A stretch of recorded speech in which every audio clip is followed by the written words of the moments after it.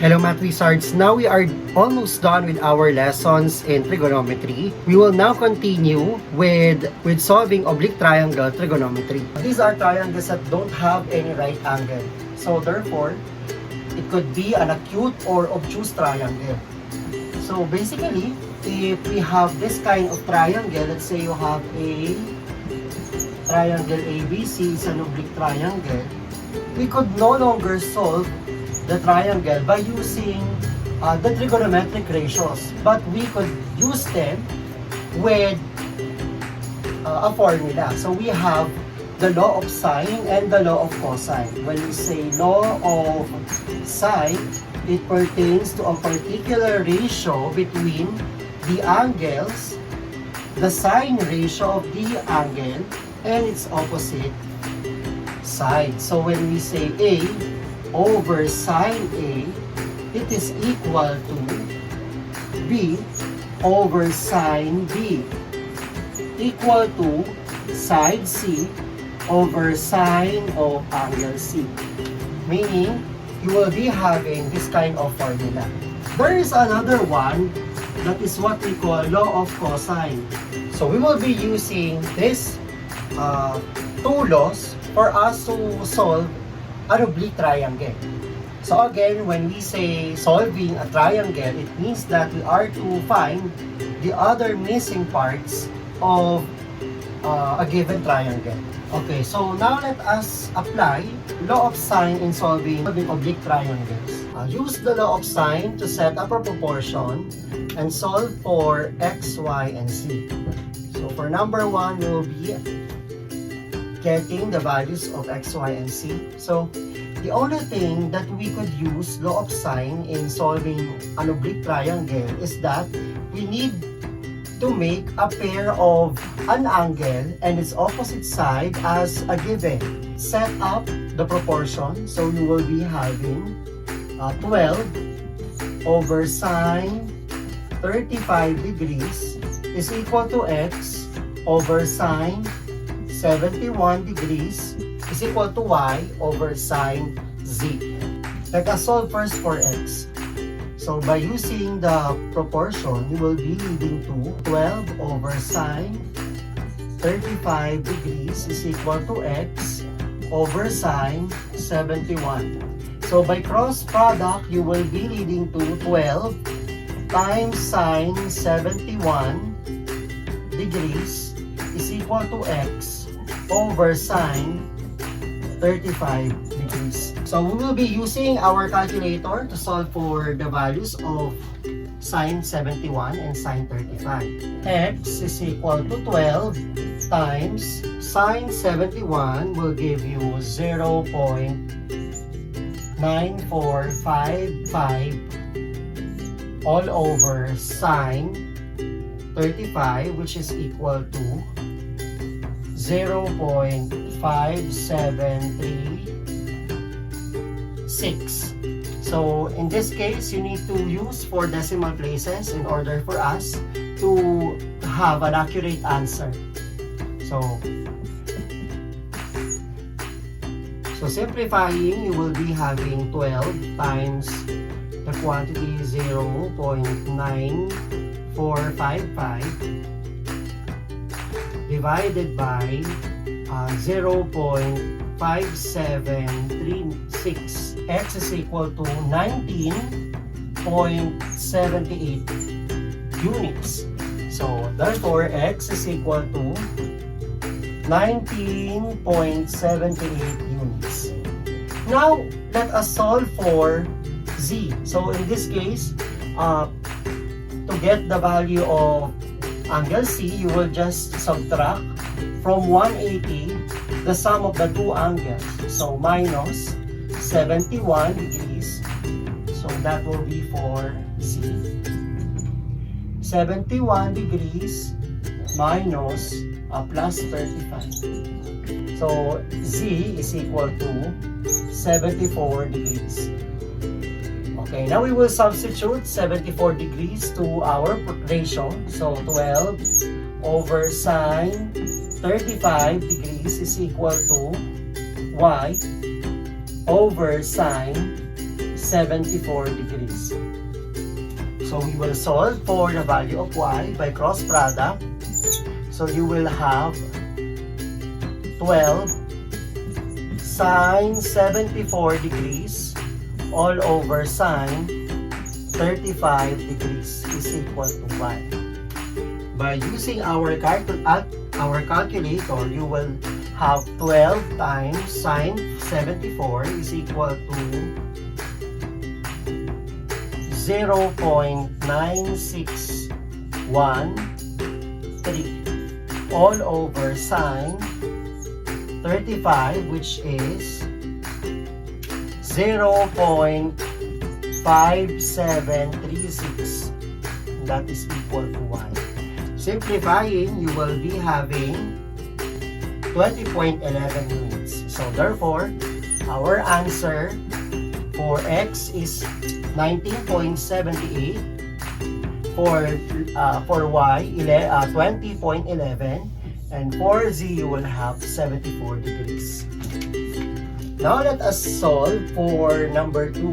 We will now set up for the law of sine. Using the law of sine, we will set up the proportion. So you will have 5 over sine 18 degrees is equal to x over sine 114 is equal to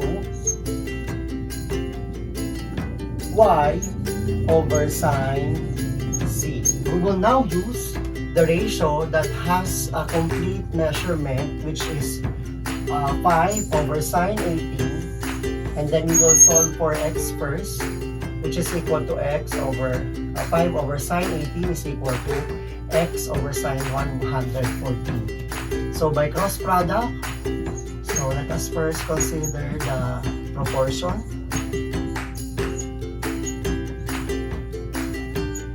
By cross product, you will need to 5 sine 114 all over sine 18 is equal to x.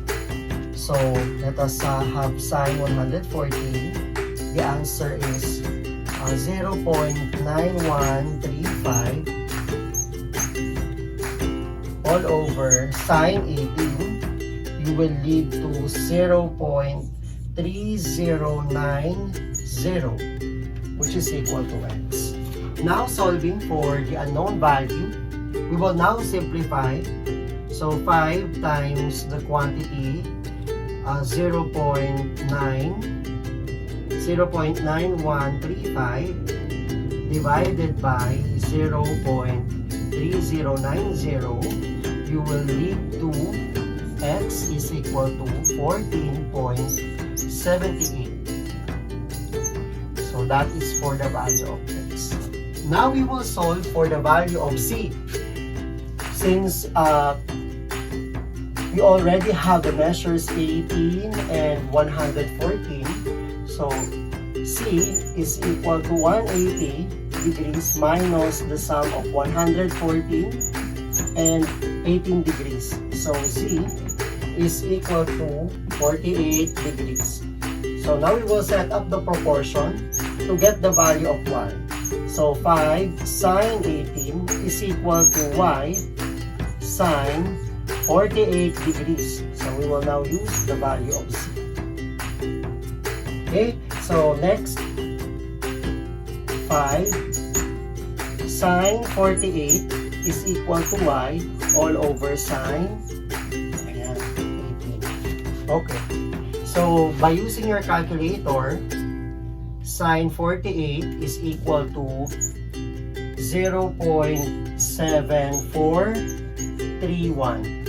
So times 5 all over sine 18, which is 0.3090 is equal to y. Simplifying, you will lead to y is equal to 12.02 units. So therefore, for number 2, our answer for x is 14.78, y is 12.02 units, and z is equal to 48 degrees. Now let's continue. Number 3. So let us first set up the proportion. we will be having first the ratios with the given values for 20 over sine 73 degrees is equal to x over sine 59 degrees equal to y over sine z. Okay, so we will use 20 over sine 73 for us to get the value of x, y, and z. So we will have first the value of x, 20 over sine 73 is equal to x over sine 59. By cross product, you will have 20 times sine 59 all over sine 73 is equal to x. So 20 times sine 59 is equal to 0.8572 all over sine 73 is equal to 0.9563 equal to x. Now let us simplify. So 20 times 0.8572 divided by 0.9563, you will lead to x is equal to 17.93 units.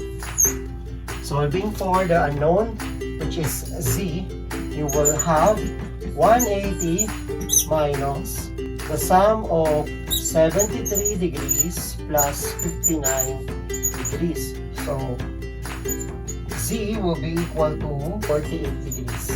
So since z is equal to 48 degrees, we can now solve for y, because by the law of sine, we will have 20 over sine 73 degrees equal to y over sine 48.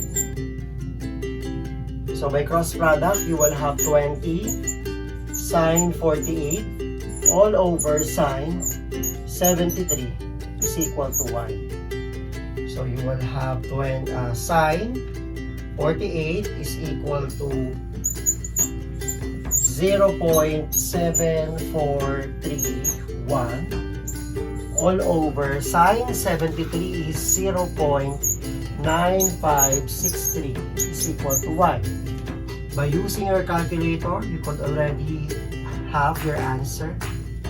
Y is equal to 15.54, and that is your final answer. So for number 3, x is equal to 17.93, y is equal to 15.54, and z is equal to 48.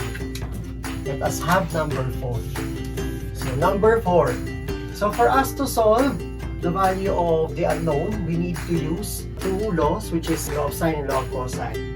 But for us to solve by using law of sine, you need to get a pair of opposite angle and its opposite side given. So we will be having 27 over sine 96 is equal to, let us set up the proportion, z over sine y equal to x over sine 31. So we will be using this ratio to get the value of x, y, and z. We need first to get the value of x because it is the one that is has one unknown in the given ratio. So 27 over sine 96 is equal to x over sine 31. So by cross product, you will have 27 times sine 31 all over sine 96 is equal to x. So solving for sine 31, that is, so 27 times 0.5150 all over sine 96, you will get 0.9945 is equal to x. Simplifying, so you will get 13.98, which is the value of x. To get the value of y, we just need to subtract from 180 the sum of the other two angles, which is 96 and 31. So y is equal to 53 degrees. So now we can solve for z by using 53 degrees. So 27 over sine 96 is equal to z over sine 53. So that is for y. By cross product, you will have z is equal to 27 sine 53 over sine 96. So z is equal to, let's have sine 53. So 27 is equal to 0.7986 over 0.9945. So by simplifying, you may use your calculator. You will be having 21.68 units. So that is our final answer.